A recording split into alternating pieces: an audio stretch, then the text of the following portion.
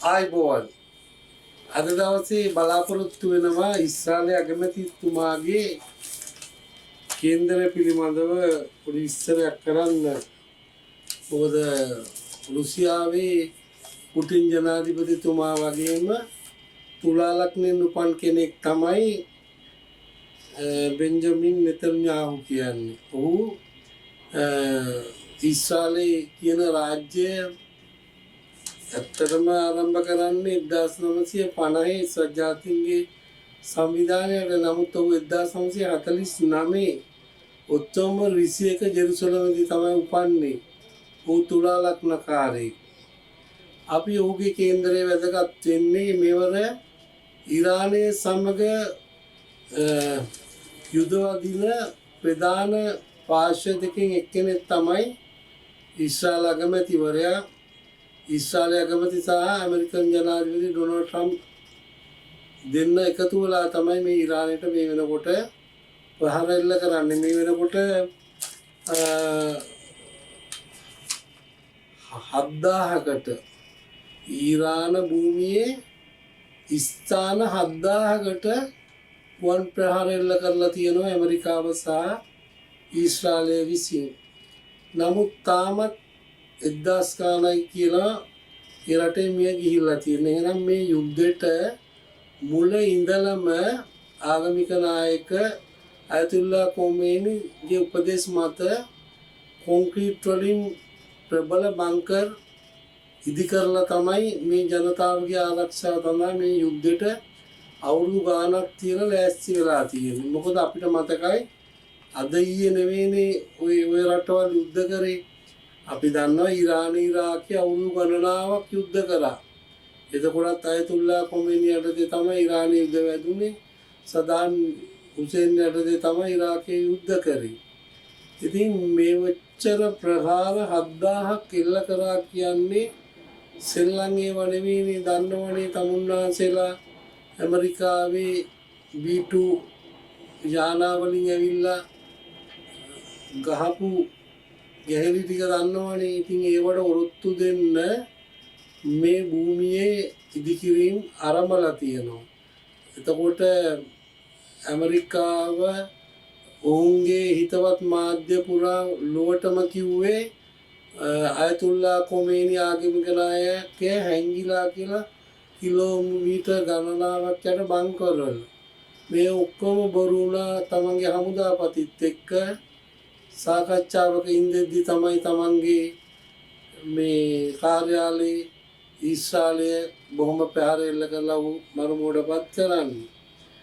ඉතින් මේ අයතුල් කොමේනි මිය ගියාට ඔහුගේ පුත්‍රයා දැන් මේ නායකත්වයේ දෙනවා, දේශපාලන නායකත්වයේ දෙනවා මේ යුද්ධයේදී. ඉතින් කෝටි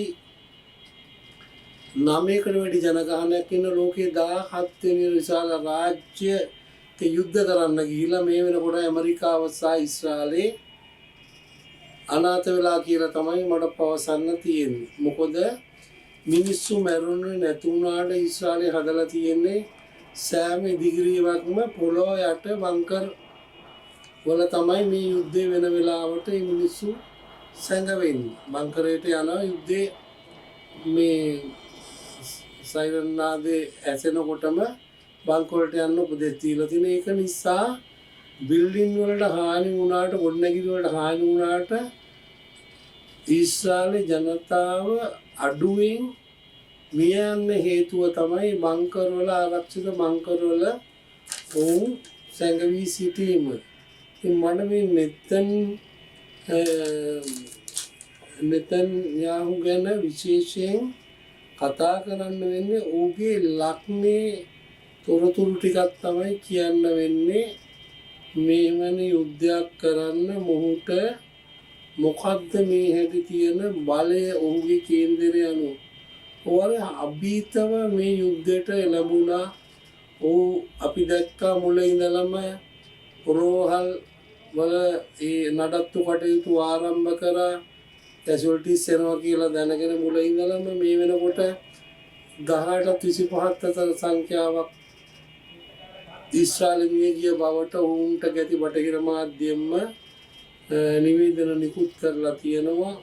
ඒ ඇමරිකාවේ කියන්නේ 7 දෙනා මැරුණා කියලා මේ මොහොතේ මේ වීඩියෝ එක ඉදිරිපත් කරන වෙලාව වෙනකොට ඩ්‍රෝන ප්‍රහාරයක් එල්ල වෙලා තානාපති කාර්යාලයට මේ ඩ්‍රෝන යානාවක් කඩා වැටිලා ලොකු අලාමහානියක් වෙච්ච බව මේ වෙනකොට මේ ට්‍රම්ප්ලට හිතවත් බටහිර මාධ්‍යම මේ වෙනකොට දැනුම් දීලා තියෙනවා. ඒක දැන් පැය 3කට කලින් තමයි සිද්ධිය උනේ. ඉතින් මෙතනදී තුලා ලග්නෙන් උපන් බෙන්ජමින් නෙතන්යාහු ඇයි මෙච්චර යුදකාමියෙක් වෙලා තියෙන්නේ? ඉස්රායල්කාරයෝ කොහොමද යුදකාමී?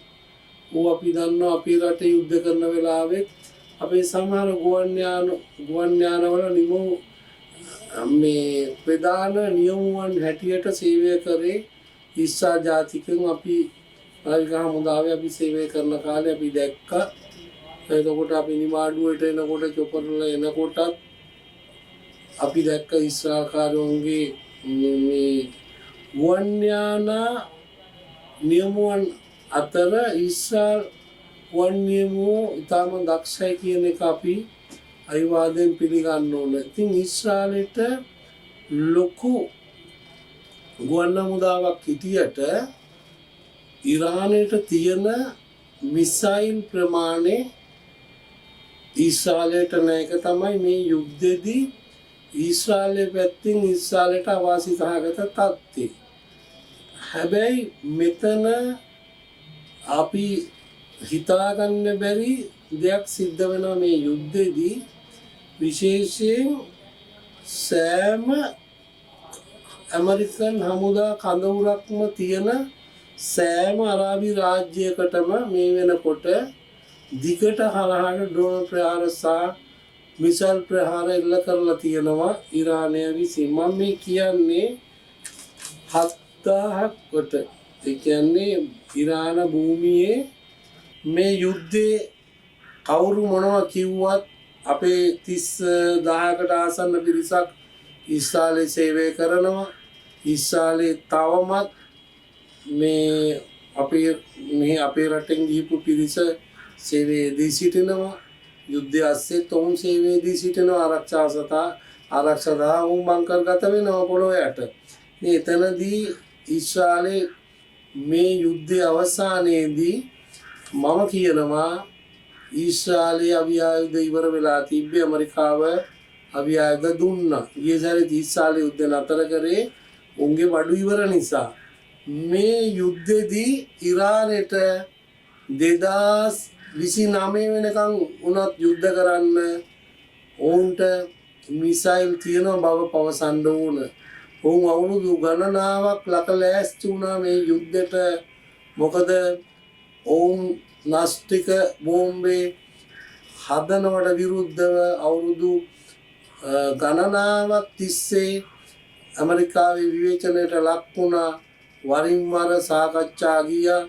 ඒවා දැන තමයි යුද්ධයකට අවශ්‍ය ඒ යුද උපකරණ එක්රැස් කරේ අයතුල්ලා කොමිනීගේ උපදෙස් මත ඉරාන හමුදාව.